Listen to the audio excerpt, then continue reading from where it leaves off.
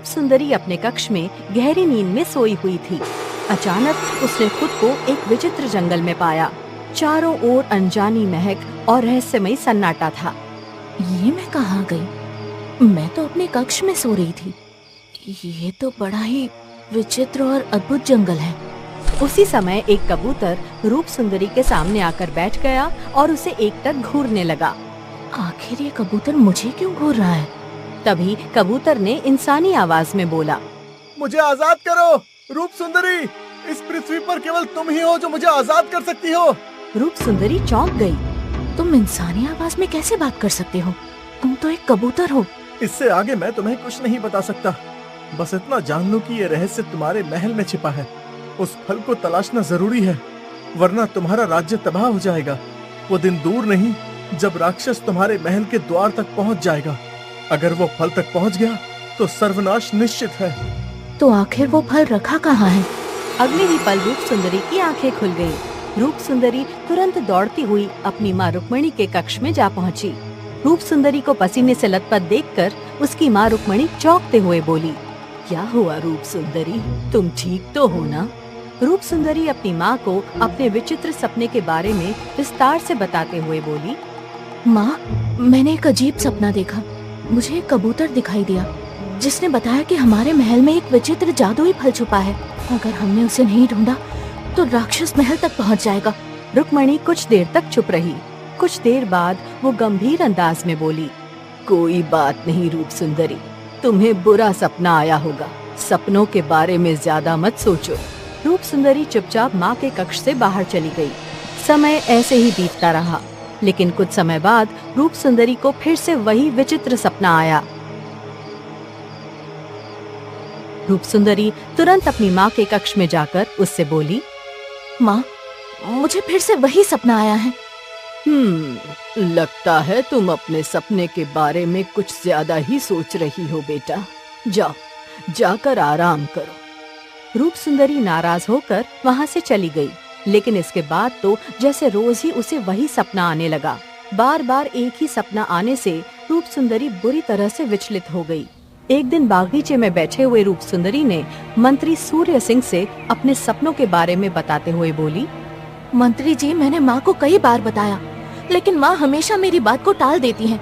मुझे लगता है जैसे ये सपना मुझे कुछ कहना चाहता है। लगता है आप किसी बात को बहुत गहराई से सोच रही हैं। वैसे भी आप महल से काफी समय से बाहर नहीं निकली हैं। मुझे लगता है आपको जंगल की सैर करनी चाहिए। हरियाली देखकर आपका मन बहल जाएगा। इतना कहकर मंत्री सूर्य सिंह वहाँ से चला गया। अगले दिन रूप सुंदरी अकेली जंगल की ओर निकल पड़ी। एक सुंदर झरने के पास बैठकर वो पानी को निहारने लगी। तभी उसके कानों में एक स्त्री की आवाज गूंजी, जल्दी से उठकर यहाँ आओ, बिना आवाज किए। तुम्हारे पैर के पास मगरमच्छ है। रूप सुंदरी चौंक गई। उसने नीचे देखा। एक मगरमच्छ उसके पैरों के पास था। वो बिजली की गति से दौड़ती हुई आवाज की दिशा में भाग गई। एक सुंदर स्त्री झाड़ियों से निकली और एक पत्थर उठाकर मगरमच्छ पर दे मारा। मगरमच्छ झरने में समा गया। अगर तुम नहीं आती तो शायद अब तक मैं मगरमच्छ के पेट में होती। लेकिन ये भी अजीब है कि मुझे उसकी आहट क्यों नहीं सुनाई दी। मेरा नाम कजरी है, मैं जंगल में ही रहती हूँ। शायद तुम नहीं जानती, मगरमच्छ बहुत चुपचाप अपने शिकार के पास आता है। अच्छा हुआ मैंने देख लिया, वरना वो तुम्हें खींचकर झरने के भीतर ले जाता। तुमने मेरी जान बचाई है। वैसे तुम जंगल में अकेली क्या करती हो? हाँ, क्या बताऊँ। कुछ समय पहले तक मेरे माता पिता मेरे साथ थे, उनका देहांत हो गया। ये सुनकर रूप सुंदरी चौंकती हुई बोली, तो इसका मतलब तुम जंगल में अकेली रहती हो? हाँ। तुम्हें डर नहीं लगता? मैंने अपनी परवरिश जंगल में ही पाई है और फिर माता पिता के देहांत के बाद सब कुछ मैंने अकेले ही करना सीखा। जंगल के नियम राज्य के नियम से बहुत अलग होते हैं। जंगल में रहने वाले लोगों के बहुत से जंगली जानवर दोस्त बन जाते हैं। जब तुम्हें झरने के पास बैठा हुआ देखा तो देखकर चौंक पड़ी, क्योंकि बहुत कम लोग इस स्थान पर आते हैं। और तुम्हें मुसीबत में देखा तो मुझसे रहा नहीं गया। मैं केशव नगर राज्य की राजकुमारी रूप सुंदरी हूँ। सच बताऊँ कजरी, तो मेरी कोई भी दोस्त नहीं है।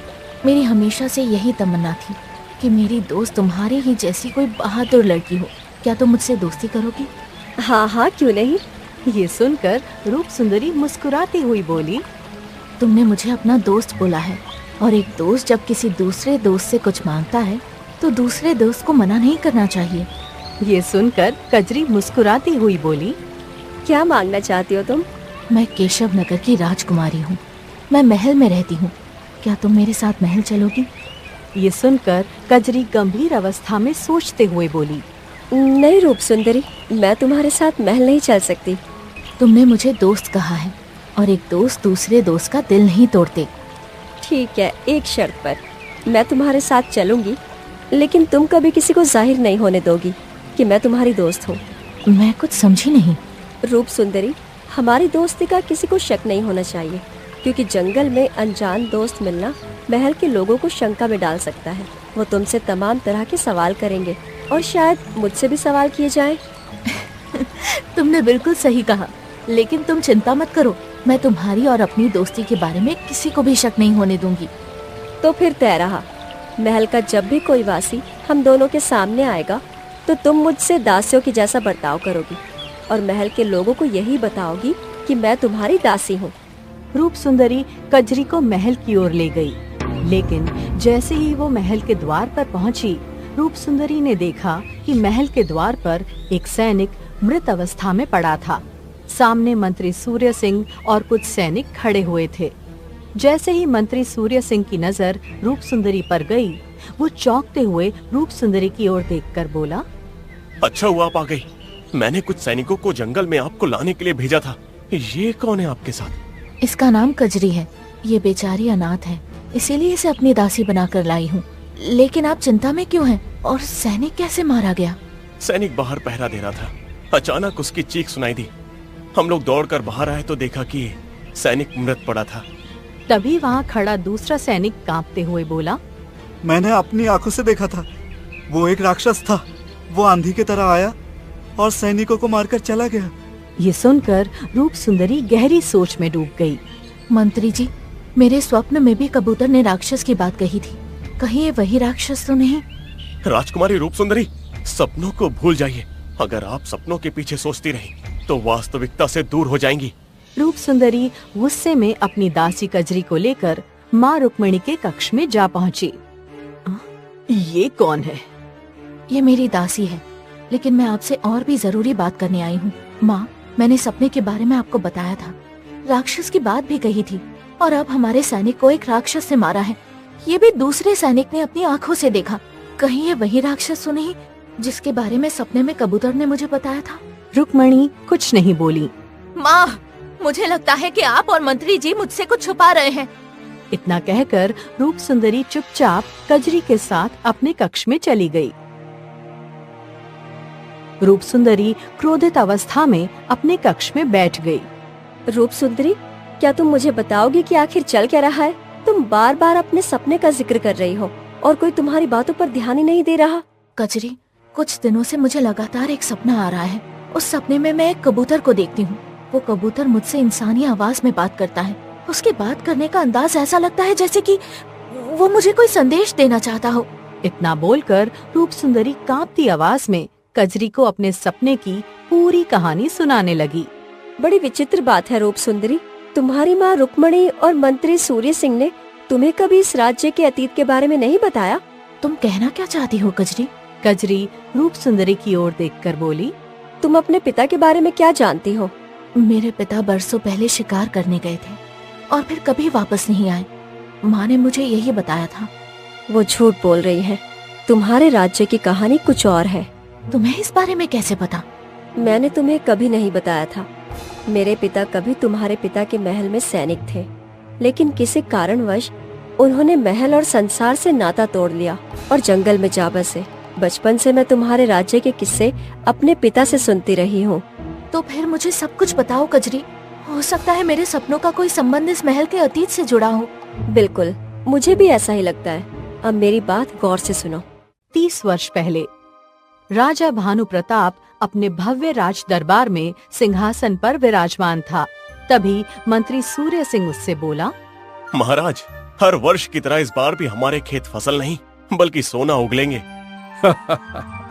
बिल्कुल सही कह रहे हो मंत्री। और दूसरे राज्य हमेशा की तरह हमारी तरक्की से जलते रहेंगे और कुछ भी नहीं कर सकेंगे। तभी राज दरबार में दौड़ता हुआ किसान आ पहुंचा। महाराज जल्दी चलिए, बहुत बड़ी विपत्ति आ गई है। क्या हुआ किसान, तुम इतने घबराए हुए क्यों हो? महाराज खुद जाकर देखिए, बताने से बेहतर है कि आप अपनी आंखों से देखें।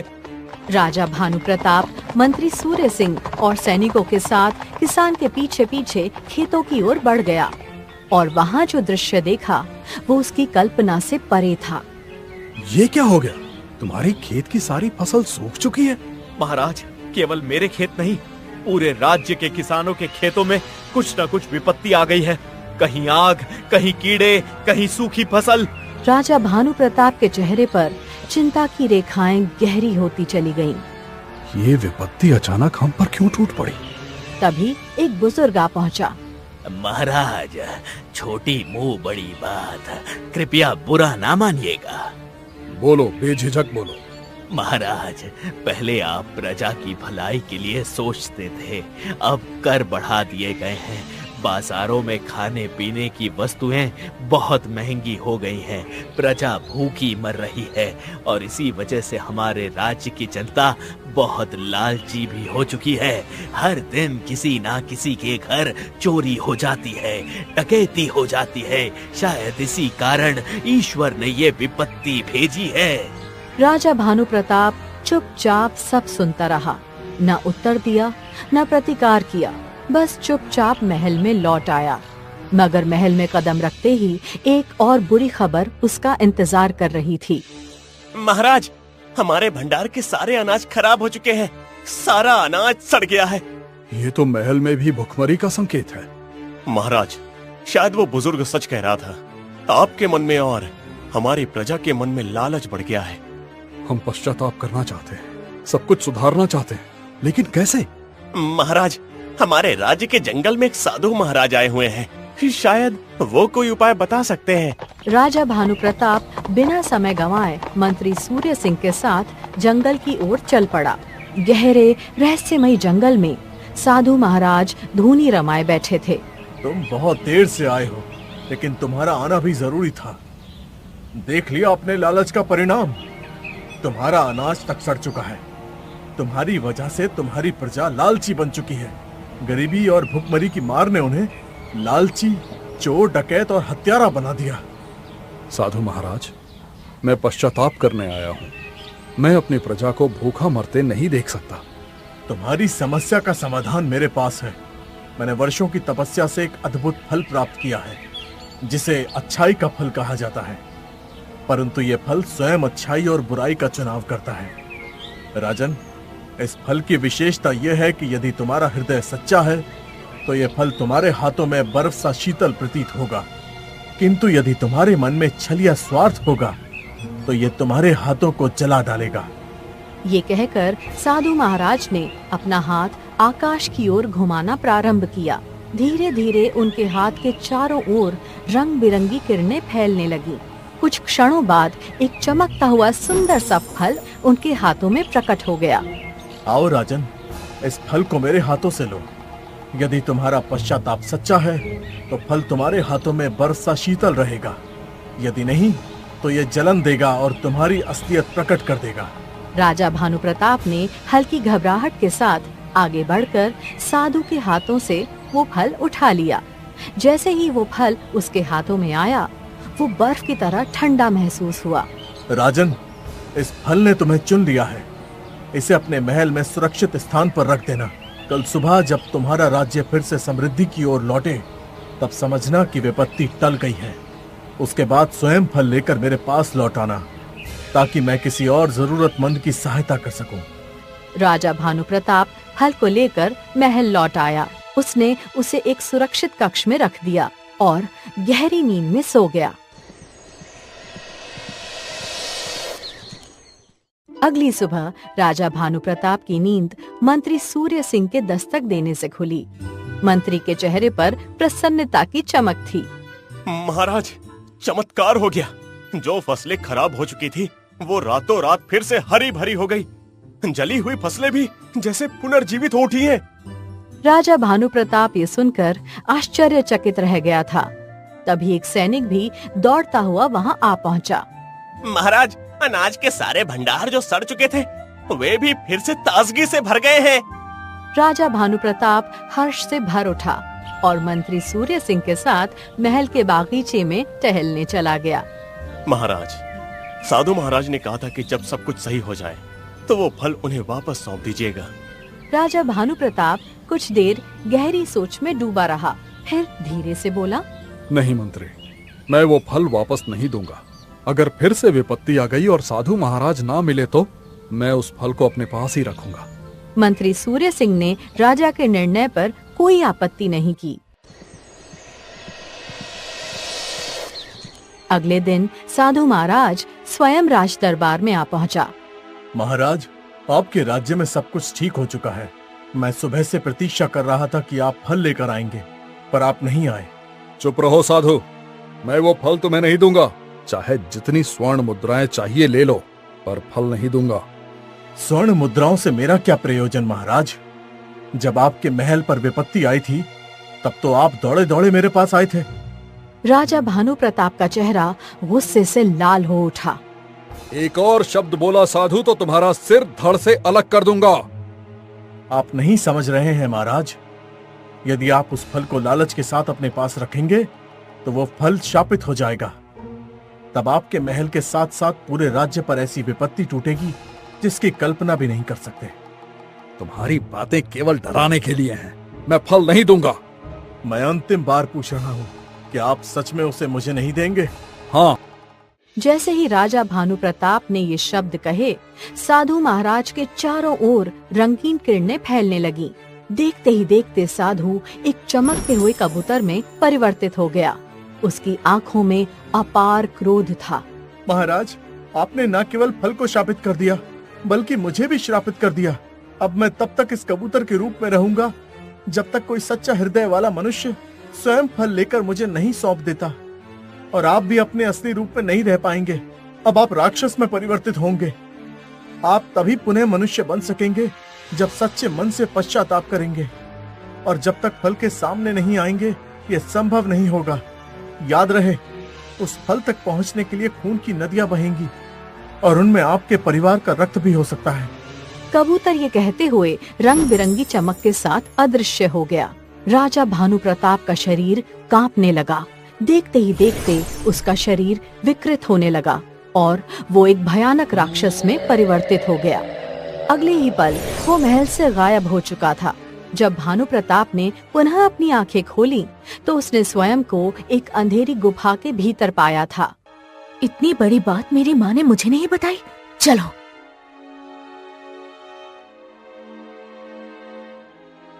रूप सुंदरी और कजरी रुक्मणी के कक्ष में पहुंच गए, जहां मंत्री सूर्य सिंह और रुक्मणी बातचीत कर रहे थे। मुझे सब कुछ पता लग गया है। बरसों पहले पिताजी के राज्य में विपत्ति आई। साधु से फल लाना और पिताजी का मन लालच में फंसना, साधु का कबूतर में बदल जाना और पिताजी का रूप बदलकर गायब हो जाना। तुम्हें इस बारे में कैसे पता चला? ये सत्य है या नहीं बताइए। अगर ये सत्य है तो आपने मुझे अब तक ये क्यों नहीं बताया? मैं नहीं चाहती थी कि तुम अपने पिता को गलत समझो। जब तुमने पहली बार कबूतर की बात की, मुझे लगा वो साधु ही होगा। अगर मैं तुमसे कह देती कि तुम्हारा सपना सत्य है तो तुम सत्य की खोज में निकल पड़ती और पिताजी के कर्मों का पर्दाफाश होता, जिसे मैं और मंत्री सूर्य सिंह नहीं चाहते थे। अगर आप बता देती तो शायद सैनिक की जान नहीं जाती। आप क्या सोचती हैं? क्या वो राक्षस चुप रहेगा? आज राक्षस ने अपने सैनिक पर हमला किया, कल महल में घुस सकता है। वो आपकी पुत्री को भी मार सकता है। तो फिर आगे क्या करना होगा? वो फल महाराज भानु प्रताप ने कहाँ रखा था, तुम जानते हो ना? वो सत्य का फल महल के तहखाने में रखा है, लेकिन मुझे डर है कि अगर किसी को भी इस फल का पता चला तो क्या होगा? मुझे विश्वास है कि रूप सुंदरी के सपने में कबूतर का आना फल को स्वीकार करने का संकेत है। रूप सुंदरी की प्रशंसा पूरे राज्य में होती है क्योंकि वो गरीबों की रक्षक है और उसके मन में कोई लालच नहीं है। चलिए जल्दी से उसे फल के पास ले चलें। मंत्री सूर्य सिंह, रुक्मणी, कजरी और रूप सुंदरी तहखाने में पहुंच गए। वहाँ फल चमक रहा था।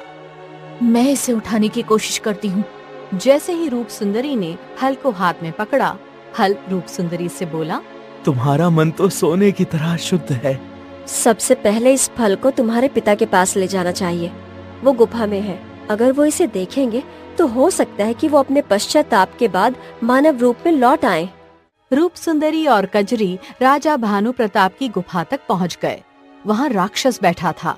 राक्षस की आंखों में खून उतर आया, लेकिन जैसे ही रूप सुंदरी ने फल उसके सामने रखा, उसकी आंखों से आंसू बहने लगे। ये क्या हो रहा है? अगले ही पल राक्षस का रूप बदलकर राजा भानु प्रताप में तब्दील हो गया। तभी वहाँ रूप सुंदरी के सपने में दिखने वाला कबूतर प्रकट हो गया। तुम वही कबूतर हो जो मेरे सपनों में आते थे। तुम इस फल को ले सकते हो। ये फल तुम्हारा ही है। रूप सुंदरी ने इतना ही बोला था कि तभी कबूतर अचानक से साधु के रूप में बदल गया। तुम्हारे मन में अब पश्चाताप है, इसलिए इस फल ने तुम्हें स्वीकार किया और तुम्हें श्राप से मुक्त कर दिया। इतना बोलकर साधु रूप सुंदरी की ओर देखकर बोला, वर्षों से मैं एक ऐसे मानव को तलाश रहा था जिसका मन सोने की तरह शुद्ध हो। जब तुम 20 वर्ष की हुई तो मैंने तुम्हें देखा और तुम्हारे सपने में आने लगा, क्योंकि तुम्हारी आंखों से मैंने पहचान लिया कि तुम इस फल के योग्य हो। मैं अपने कर्मों की क्षमा मांगता हूँ। तुम्हारी क्षमा अब स्वीकार की गई। साधु फिर गायब हो गया। साधु के गायब होते ही रूप सुंदरी रहस्यमयी अंदाज में कजरी की ओर देखकर बोली, तुमने मेरे पिता और राज्य के अतीत के बारे में बताया। ये समझ में आता है, लेकिन तुम्हें ये कैसे पता था कि मेरे पिता इस गुफा में हैं और गुफा जंगल में कहाँ है? कजरी अचानक एक सुंदर स्त्री में परिवर्तित हो गई। मैं वन की देवी हूँ। जब मैंने तुम्हें देखा तो मुझे लगा कि तुम्हारी सहायता करनी चाहिए। मैं रूप बदल कर आई क्योंकि मैं चाहती थी कि राजा भानु प्रताप इस श्राप से मुक्त हो जाएं। अगर वो नहीं मुक्त होते तो राज्य में तबाही मच जाती। वो फल पहले से ही शापित था। फल के शापित की वजह से इस राज्य का नामो निशान मिट जाता। इतना कहकर कजरी फिर से गायब हो गई। रूप सुंदरी अपने पिता भानु प्रताप को लेकर महल वापस आ गई। राजा भानु प्रताप अब बदल चुका था। उसने अपनी पूरी जिंदगी भगवान की भक्ति में समर्पित कर दी थी और अपने राज्य की सेवा की।